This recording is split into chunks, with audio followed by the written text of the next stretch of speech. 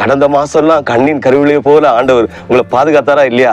தாய் தன் பாலகனை மறந்தாலும் நான் மறக்க மாட்டேன்னு வசனம்லாம் வாக்கு கொடுத்துருக்காரு ஆண்டவர். உங்களை மறப்பாரா? இந்த உலகத்துல பாருங்க, சின்ன வயசுல இருந்து இந்த நாள் வரை உங்க கூட படிச்சவங்க, பழகினவங்க, வேலை செஞ்சவங்க எத்தனையோ பேர் மண் மறைஞ்சிட்டாங்க, உயிரோட இல்ல. எத்தனையோ பேர் உங்க கூட படிச்சிருப்பாங்க, ஆனா கூலி வேலை செஞ்சுட்டு எத்தனையோ பேர் என்னென்ன வேலை செய்வாங்க. சிலவங்க நீங்க இப்ப பெரிய போஸ்டிங்ல இருக்கலாம், சிலவங்க உங்க கீழே உள்ள போஸ்டிங்ல இருப்பாங்க, சிலவங்க உங்களோட மேல போஸ்டிங்ல இருப்பாங்க.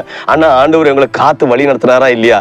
ஆண்டவர் வாக்குத்தத்தம் கொடுக்கிற வசனத்தை பாருங்க, எனக்கு குறித்திருக்கிறதை அவர் நிறைவேற்றுவார். உங்களை வாழ்க்கையில என்ன குறிச்சிருக்கிறாரு, உங்களை எவ்வளவு ஆசீர்வாதம், எப்படி ஆசீர்வாதமா வழி நடத்தணும், உங்க பிள்ளைங்களை எப்படி ஆசீர்வதிக்கணும், உங்க குடும்பங்களை சந்ததிகளை எப்படி ஆசீர்வதிக்கணும்னு கடவுளுக்கு தெரியும்.